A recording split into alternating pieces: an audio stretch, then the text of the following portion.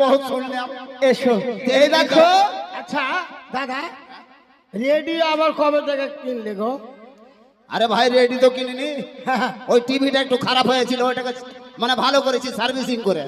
আচ্ছা আমার বিয়ে দিচ্ছ না, বলছি বিয়ে দিব দিব, বলছি টাকা পয়সা নেই, আর এদিকে টিভি ভালো করছো, আবার কি ভালো করছো, গান শুনছো আমাকে ফাঁকি দিয়ে। আরে শোন বলো, টিভিটা ভালো করেছি হালকা পয়সায়, হ্যাঁ তোর বিয়ে যখন দিবে তখন ভারী পয়সা লাগবে, ভারী পয়সা মানে বড় বড় প্যান্ডেল করতে হবে। ম্যান্ডেল প্যান্ডেল প্যান্ডেল করতে হবে, প্যান্ডেল। তোর বিয়ে দিলে প্যান্ডেল না করলে তো লোকজনকে খাওয়ানো যাবে না, যা বর্ষার সময়। ও ঠাকুরপো, এই দেখো তোমাদের ছাতুর বস্তা।